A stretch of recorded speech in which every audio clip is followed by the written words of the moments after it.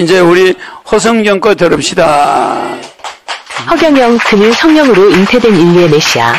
허성정, 대륙백제 만주신라의 저자. 1950년 1월 1일 북풍한설이 몰아치는 서울 중랑교 다리 아래 가만히 움막에서 한 아기가 태어났다. 10여 명의 천사들이 나타나 아기의 탯줄을 자르고 실신한 어머니의 배 위에 아기를 엎어놓고 사라졌다. 저게 가짜가 아니고 진짜입니다. 내가 태어날 때는 천사들이 저 우리 어머니 있는데 왔어. 그래서 나를 받아준 거야.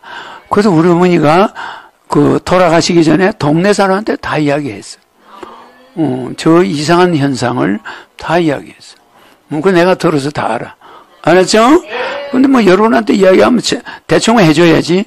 자세히 들으면 기절해. 그래. 가만히 움막에서 비치는 푸른 불빛을 보고 동네 사람들이 달려와 보았더니 한 아기가 실신한 어머니의 배 위에서 울고 있었다. 인류의 메시아여, 전 세계의 영성왕제인 허경영의 탄생비화다. 허경영의 아버지 허남권 선생은 경남 진주에서 만석지기 부자였고 어머니 조계식 여사는 하만조씨 명문가의 교수였다. 일본 유학을 다녀왔던 아버지는 재산을 소작인들에게 무상으로 분배했던 성각자였다. 이로 인해 허경영의 아버지는 공산주의자로 몰려 진주지방법원과 대구고등법원과 서울대법원에서 사형을 선고받고 복역 중이었다. 이에 허경영의 어머니 조계식 여사는 남편의 옷바라지를 위해 서울로 올라왔다. 남편의 옷바라지로 돈이 떨어진 조계식 여사는 마침내 서울 중랑교 다리 아래에 거처를 두고 서대문 형무소로 면회를 다녔다. 허경영의 아버지가 감옥살이를 하는 동안 어머니는 기이한 꿈을 꾸고 아이를 배웠다. 생물학적으로 있을 수 없는 임신이 된 것이다. 아내로부터 이 사실을 전해 들은 허남권 선생은 아들의 이름을 허경영이라 지어주었다. 서울을 중심으로 동경, 서경, 남경, 북경을 경영하라는 뜻이었다. 아버지의 도움이 없는 어머니 단독으로의 임신. 아버지가 없는 상태로 홀어머니에게서 아기가 태어난다는 것이 말이 될까? 소위 동정상태의 일성인자로 아기 생산은 정말 가능한 일일까? 남녀의 교합이 없는 아기 생산은 예수의 어머니 성모 마리아의 동정잉태와 같은 것이다. 동정잉태란 글자 그대로 정자와 난자의 결합 없이 아기를 생산한다는 뜻이다. 생물학적으로는 있을 수 없는 일이다. 다시 말해 허경영은 성령으로 잉태되었다는 말이다. 허경영의 성령잉태 주장은 듣는 이들을 의아스럽게 한다. 그의 성령잉태 선언은 이 과학시대 사람들에게는 너무나 황당한 주장으로 들리기 때문이다.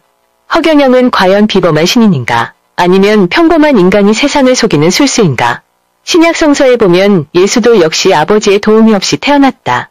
복음서에 의하면 예수는 성령으로 잉태되었다고 한다. 인간에게서 정자와 난자의 결합 없이 일성결합으로 생명이 잉태될 수 있는가 하는 문제는 모든 인류의 관심사다. 2010년 9월 다큐멘터리 전문 방송 매체인 내셔널 지오그래픽은 이 문제에 대한 답을 방영하였다. 내셔널 지오그래픽은 2000년 전 십자가에서 못 박혀 돌아간 예수의 머릿수건, 즉 잠깐 우리 아버지가 3년 동안 갇혀 있었어. 그러니까 어머니가 마지막에 아버지 돌아가기 직전에 나를 낳았지. 그러니까 나는 감옥에 있는 사람의 아기가 아니잖아. 그지? 그러니까 동네 사람들이 나를 이상하게 보겠지. 그죠? 그러니까 우리 어머니가 살 수가 없는 거야. 그래서 돌아갔는데 여러분들 그거 되게 억울한 거야. 누명을 씌우는 거지. 그걸 알 수가 있나? 본 사람이 없으니까. 그래 안 그래? 그럼 우리 어머니는 그런 동네에 얼굴 들고 살 수가 없어. 그 애를 거기까지 데려놓고 돌아간 거야. 그러니까 그걸 이해를 해야 돼. 알았죠? 그러니까 전혀 관계없는데 애를 뵌 거야. 그런데 우리 어머니 이름이 이미 나라조자, 월계수나무 개자, 심을 식자, 나라의 개수나무를 심는다. 이렇게 돼 있어. 그 내가 계명산을 바라보고 여기 새 예루살렘을 만들고 있어. 저게 계명산이야. 맞아. 여기 수리산이야. 저 뒤에가 고령산이야. 제일 높은 신이 주재하고 내가 그 있는 자리야. 그러니까 여기가 새 예루살렘 성이야. 여기가 바로 에덴이고 여기가 바로 천년 왕국의 수도야. 이걸 새 예루살렘이야. 아는 자가 있나? 그러니까 내가 급속히 성을 만들지? 막 확장을 하지? 이거는 내가 만들어 놓고 여기서 부귀영화 누리려고 할까? 다른 사람 같으면 돌아가야 될 나이야. 맞아. 여러분 아버지 중에 5째 죽은 사람도 많아.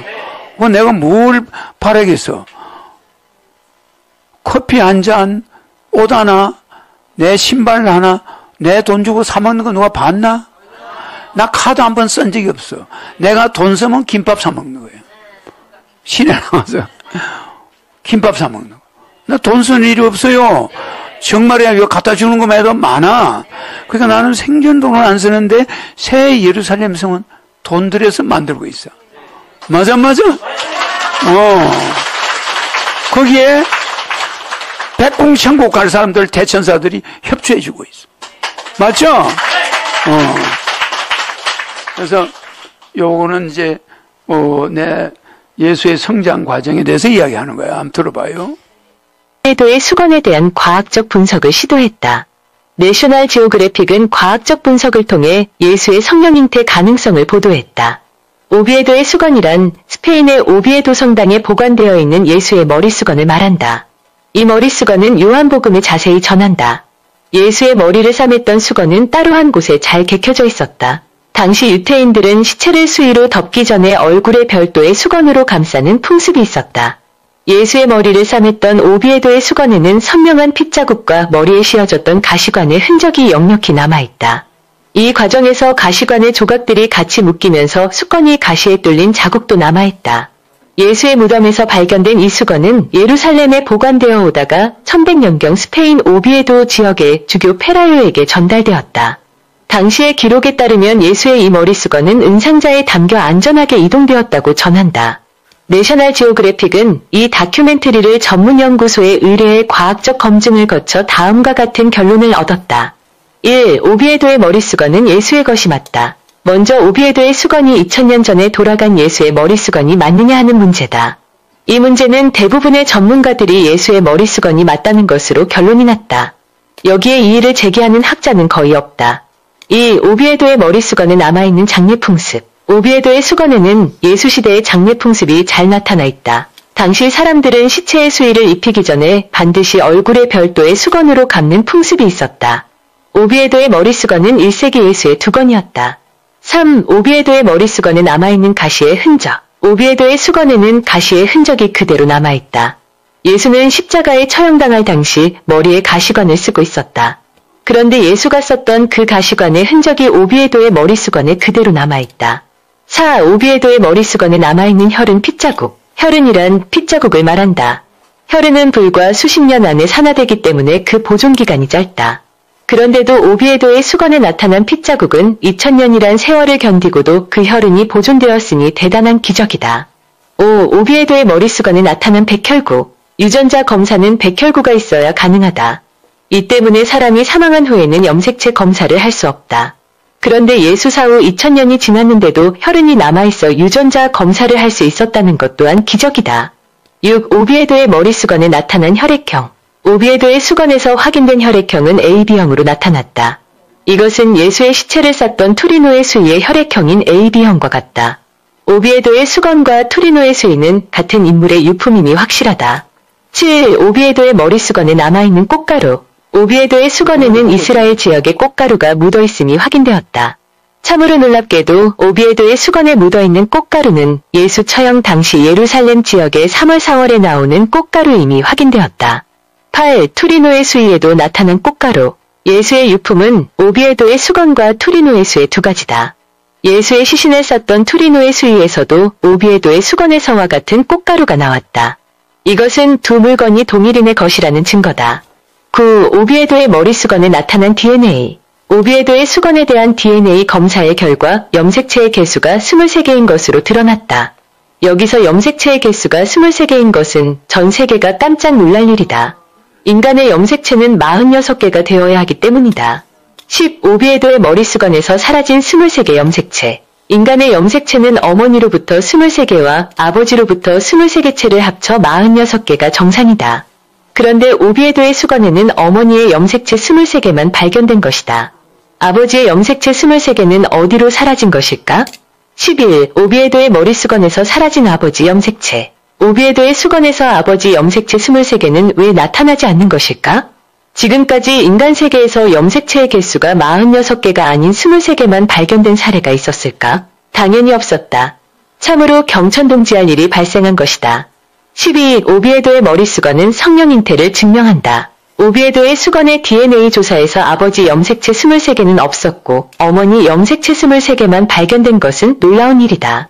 신약 성서에서 예수의 성령 잉태가 과학적으로 가능하다는 것을 증명하는 엄청난 일이 벌어진 것이다.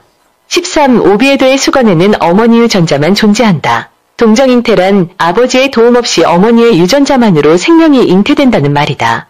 지금까지 동정 잉태 또는 성령 잉태는 일부의 그리스도교 신도들조차도 과학적 근거가 없는 종교적 이상으로만 치부되었다. 14. 성령 잉태와 동정 잉태는 과학적 사실이다. 그러나 오비에도의 수건을 통해 확인된 바로는 어머니 유전자만으로도 아기를 생산할 수 있다는 것이다. 예수의 성령 잉태가 결코 종교적 믿음에서 그치는 것이 아니라 현실 세계에서도 발생하는 과학적 현상인 것이다. 15. 성령 잉태는 과학계를 뒤흔든 혁명적 사건. 오비에도의 머리 수건은 전 세계의 과학계를 뒤흔드는 역사적 조사였다. 인간의 유전자 DNA 염색체가 46개가 아닌 어머니 염색체 23개만으로 인간이 탄생할 수 있다는 가설이 과학적으로 증명되는 순간이기 때문이다. 16. 인류의 메시아 허경영은 성령으로 잉태되었는가? 절세의 푸무나 허경영, 난세의 영웅 허경영. 그는 3.3 정책을 통해 세계를 통일하고 지구를 구하기 위해 하늘에서 온 메시아로 주장되고 있다. 그는 스스로 일성인자, 성령 잉태론을 주장하고 있다. 이상에서 보는 바와 같이 예수가 성령으로 잉태되었다는 성서의 기록은 사실로서 증명되었다.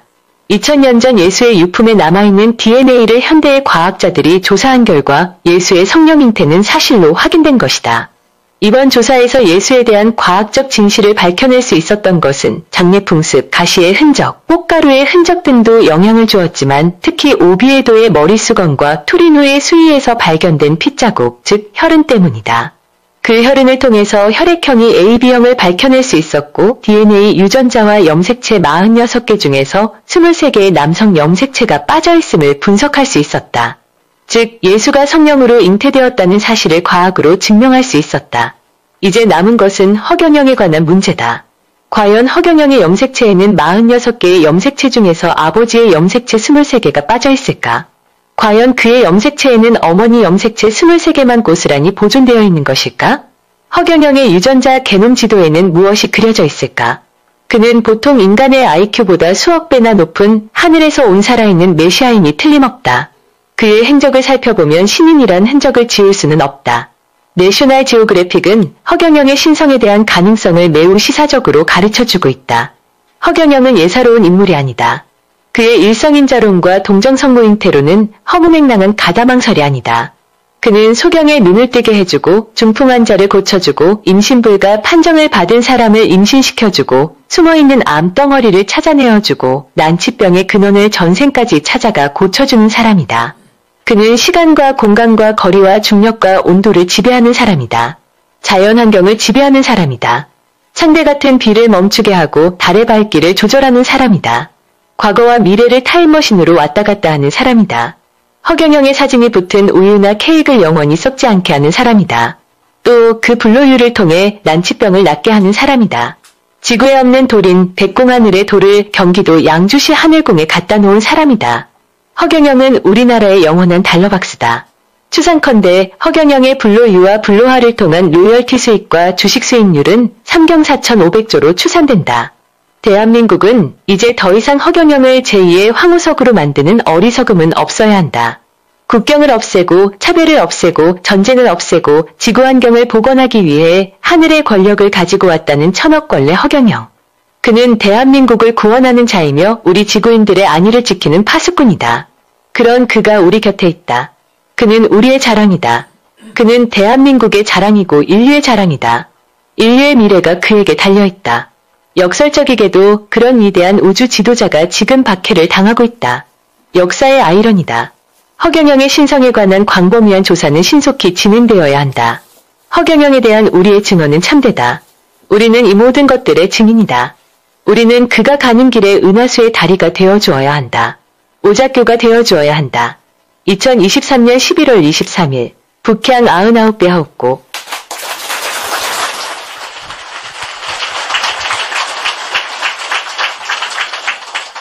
아주 세밀하게 분석했죠? 이 예수의 피 묻은 그 수건은 진짜인지 가짜인지는 분명하지는 않죠. 근데 그걸 알아보려면 어떻게 될까?